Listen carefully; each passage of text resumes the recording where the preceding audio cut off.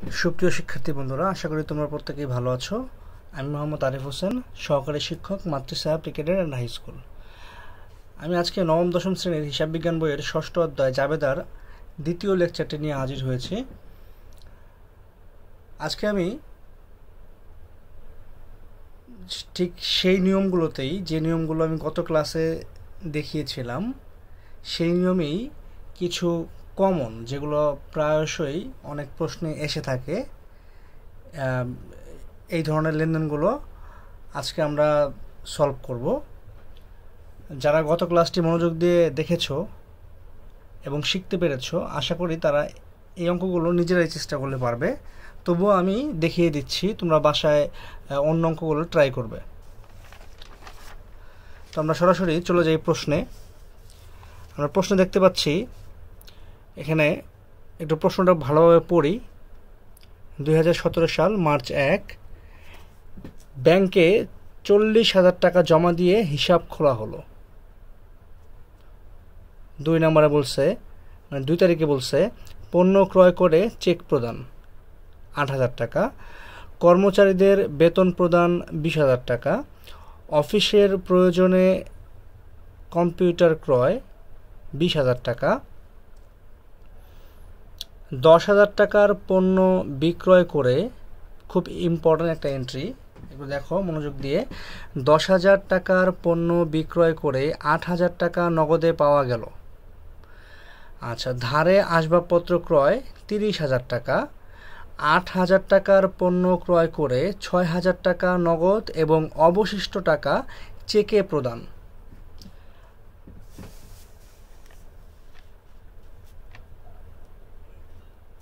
প্রশ্নটা একটু দেখো ভালোভাবে।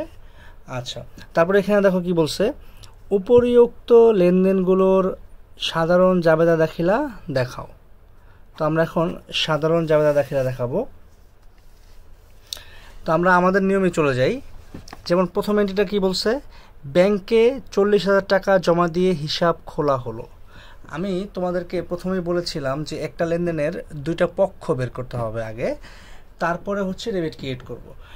একটা পক্ষ আমাদের লেনদেনের মধ্যেই দেওয়া থাকবে এবং আরেকটি পক্ষ 4টা থেকে বের করতে হবে, যেমন নগদান হিসাব, ব্যাংক হিসাব, দেনাদার হিসাব, পাওনাদার হিসাব, এই 4টা থেকে। তো আমরা দেখি এখানে কোন হিসাবটা দেওয়া আছে। তো আমরা দেখতে পাচ্ছি এখানে ব্যাংক হিসাবটা সরাসরি দেওয়া আছে, একটু খেয়াল করো, ব্যাংক হিসাব। তার আমরা যেহেতু ব্যাংক হিসাবে খুলেছি, তো এখানে পাইলাম আমরা ব্যাংক হিসাব পেয়ে গেছি, ব্যাংক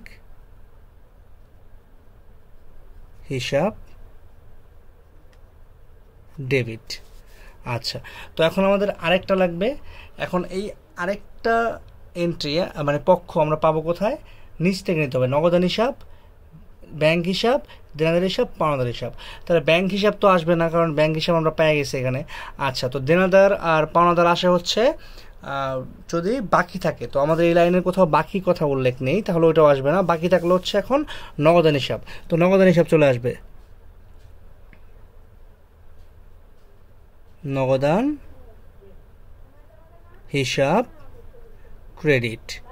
তারপরে হচ্ছে আমরা টাকাটা বসিয়ে দেব। টাকা কত টাকা, 40,000 টাকা। তো 40,000 টাকা আমরা এখানে বসিয়ে দেব, 40,000 টাকা, এখানেও 40,000 টাকা। যেহেতু সাধারণ জাবেদা বলেছে, তো আমরা এখানে কারণ দিতে হবে। তো কারণ হিসেবে আমরা লিখবো হচ্ছে এখানে নগদ অর্থ দিয়ে ব্যাংকে হিসাব খোলা হলো, বা আচ্ছা ব্যাংকে হিসাব খোলা হলো, যে এটুকু দিলেও হবে। আচ্ছা, তারপরে দেখি আমরা 2 তারিখ, এখানে হচ্ছে অবশ্যই তারিখ বসায় নিতে হবে, 2017 সাল মার্চের 1 তারিখ, এখানে হচ্ছে মার্চের 2 তারিখ। আচ্ছা, মার্চের 2 তারিখে দেখি আমরা কি বলছে। মার্চের 2 তারিখে বলেছে পণ্য ক্রয় করে চেক প্রদান 8,000 টাকা। পণ্য ক্রয় আমাদের এখানে সরাসরি কোন হিসাবটা দেওয়া আছে, ক্রয় হিসাব। যেমন আমরা এটা হচ্ছে ব্যয়, তো আমরা এখানে ক্রয় হিসাব লিখি, যেমন ক্রয় হিসাব ডেবিট। আচ্ছা, এখন আমাদের আরেকটা হিসাব লাগবে, সেটা হচ্ছে ওই 4টা থেকে নিতে হবে, যেমন নগদান হিসাব, ব্যাংক হিসাব, দেনাদার হিসাব, পাওনাদার হিসাব। দেনাদার এবং পাওনাদার হিসাব কখন আসে, যদি বাকিতে কথা উল্লেখ থাকে। তো আমাদের এই লাইনটাতে কোথাও ধারে বা বাকিতে কথা উল্লেখ নাই, তাহলে ওই দুটো আসবে না। এখন বাকি থাকলো ব্যাংক আর নগদান। ব্যাংক কখন আসে? চেক থাকলে। তো অবশ্যই এখানে চেক আছে, যেহেতু চেক যেহেতু আছে তাহলে আমরা ব্যাংক হিসাব নেব। তো এখানে হচ্ছে ব্যাংক হিসাব ক্রেডিট, ব্যাংক হিসাব ক্রেডিট। আমাদের টাকা কত? টাকা হচ্ছে ৮,০০০ টাকা। তো এখানে লিখি আমরা ৮,০০০ টাকা, এখানেও ৮,০০০ টাকা।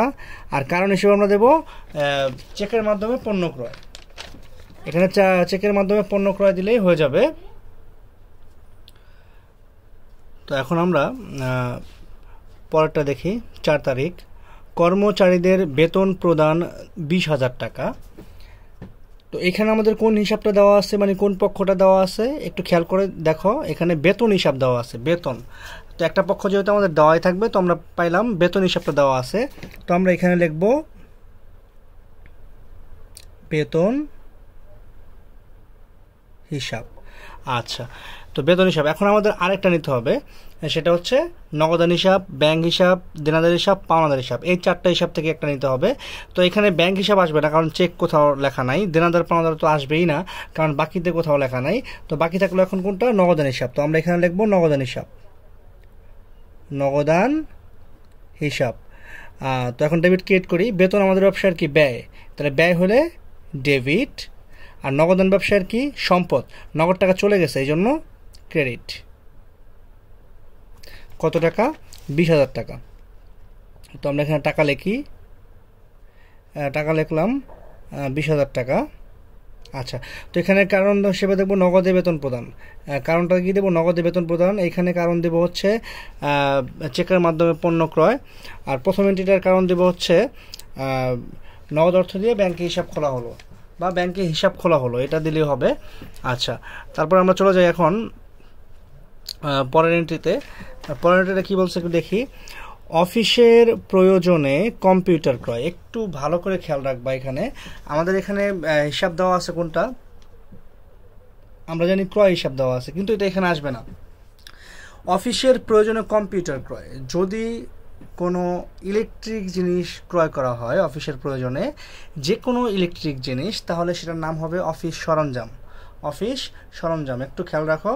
যদি কোনো ইলেকট্রিক জিনিস ক্রয় করা হয় তাহলে হবে অফিস সরঞ্জাম। আর অফিস সরঞ্জাম যেহেতু সম্পদ, সেহেতু ক্রয় হিসাবটা আসবে না। আমরা গত লেকচারে শিখিয়েছিলাম যে ক্রয় বা বিক্রয়ের পাশে যদি তোমাদের এই লেখা থাকে, ক্রয় এবং কোনো সম্পদ লেখা থাকে বা সম্পদের নাম দেওয়া থাকে, তাহলে সেটা সম্পদ হিসাবে গণ্য হবে, ক্রয় আর বিক্রয় হিসাবে গণ্য হবে না।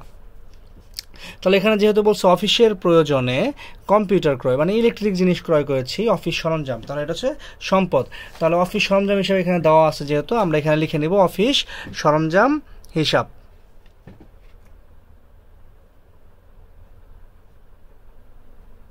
অফিস সরঞ্জাম হিসাব। আচ্ছা, এখন আমাদের আরও একটি পক্ষ দরকার।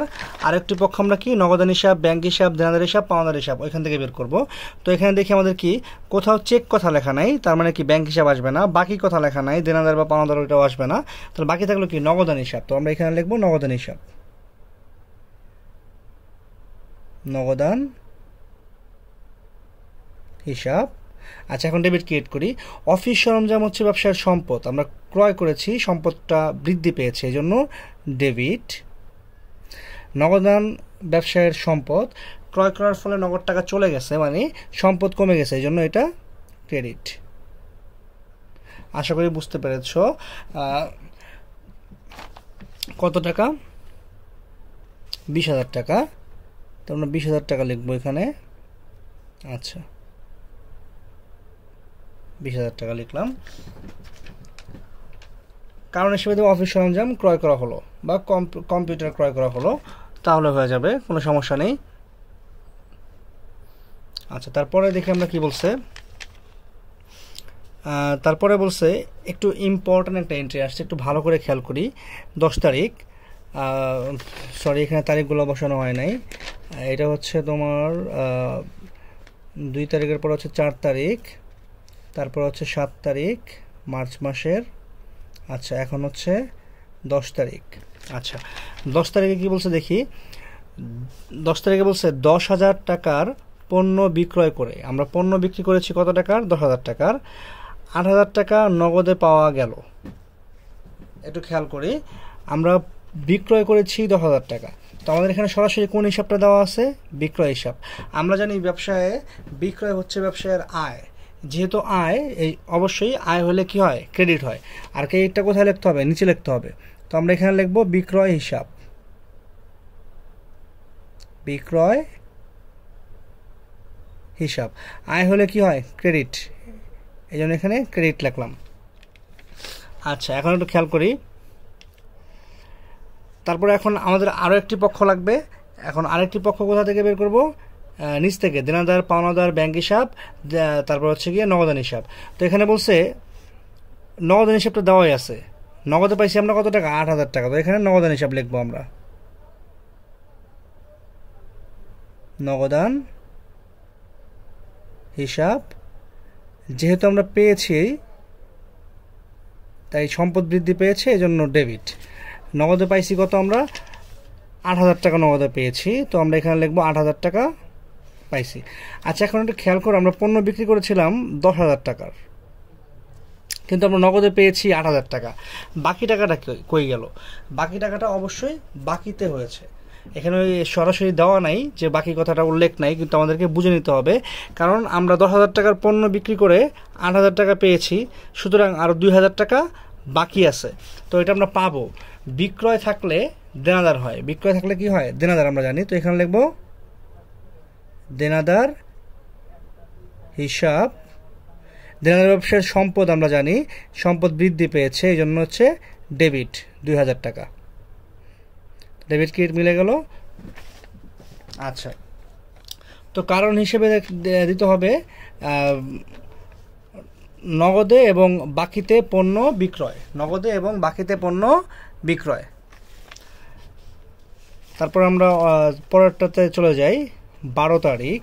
এখানে হচ্ছে 12 তারিখ লিখলাম। 12 তারিখে আমাদেরকে কি বলেছে একটু দেখি। 12 তারিখে বলছে ধারে আসবাবপত্র ক্রয়। তাহলে এখানে আমাদের কোন হিসাবটা দেওয়া আছে? আসবাবপত্র হিসাব। ক্রয় হিসাব আসবে না, কারণ হচ্ছে যদি কোনো সম্পদের পাশে ক্রয় বা বিক্রয় থাকে তাহলে সেটা নেওয়া যাবে না। তাহলে আমরা এখানে কোন হিসাবটা পেলাম? অবশ্যই আসবাবপত্র হিসাব। তো এখানে আমরা লিখব আসবাবপত্র হিসাব। এখন আমাদের আরও একটি হিসাব দরকার। এই আরেকটি হিসাব আমরা কোথা থেকে নেব? নগদান হিসাব, ব্যাংক হিসাব, দেনাদার হিসাব, পাওনাদার হিসাব। তো এখানে যদি ধারে কথা থাকে দেনাদার বা পাওনাদার আসবে, চেক থাকলে ব্যাংক আসবে, এই তিনটার এক না থাকলে নগদান আসবে। তো এখানে আমরা স্পষ্ট দেখতে পাচ্ছি ধারে কথা উল্লেখ আছে, সুতরাং দেনাদার আসবে বা পাওনাদার আসবে, যে কোনো একটা আসবে। যদি ক্রয় থাকে তাহলে আমরা লিখব হচ্ছে পাওনাদার হিসাব। ক্রয় থাকলে কি লিখব? পাওনাদার। পাওনাদার হিসাব। যদি বাকিতে ক্রয় থাকে তাহলে সেটা আমরা লিখবো হচ্ছে পাওনাদার হিসাব। বাকিতে বিক্রয় থাকলে লিখবো দেনাদার হিসাব। এখন একটু খেয়াল করি, আসবাবপত্র ক্রয় করেছিলাম, অবশ্যই ব্যবসায় আসবাবপত্র বৃদ্ধি পেয়েছে, এই জন্য ডেবিট, কারণ আসবাবপত্র আমাদের ব্যবসায় আসছে, তো আমরা এখানে লিখলাম ডেবিট। আর পাওনাদার আমাদের ব্যবসার কি? দায়। আমরা ধারে ক্রয় করেছি, এই জন্য পাওনাদার বৃদ্ধি পেয়েছে, মানে দায় বৃদ্ধি পেয়েছে। দায় বৃদ্ধি পেলে ক্রেডিট। কত টাকার আমরা কিনেছিলাম? 30,000 টাকা। তো আমরা এখানে 30,000 টাকা লিখবো। 30,000 টাকা। এখানে লিখবো ধারে আসবাবপত্র ক্রয়। আচ্ছা, তারপর হচ্ছে কয় তারিখ? 14 তারিখ। আমরা 14 তারিখটা একটু দেখি।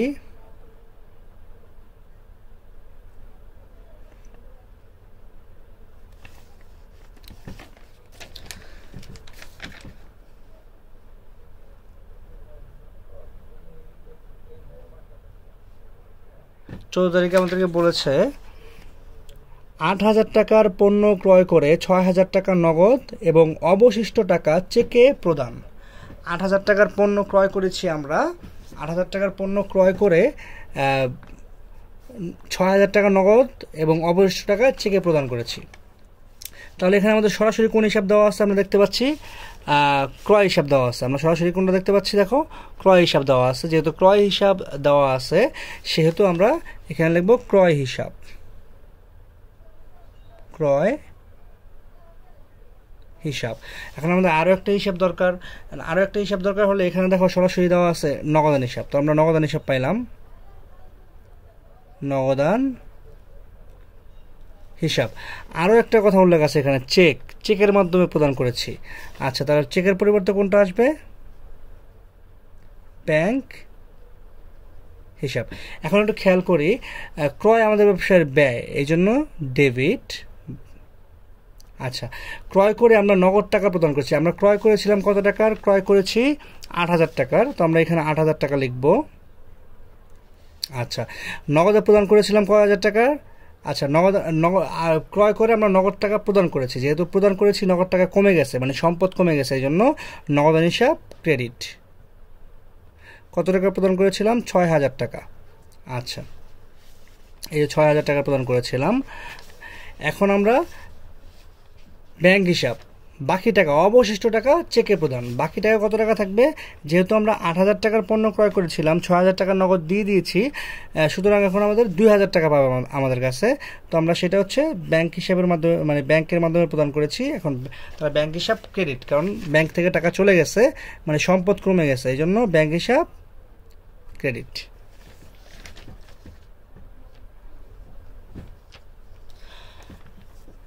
আশা করি তোমরা অঙ্কটা বুঝতে পেরেছো এবং জাবেদাগুলো ক্লিয়ারলি বুঝতে পেরেছো। যদি বুঝতে না পারো তাহলে কমেন্ট বক্সে অবশ্যই জানাবে।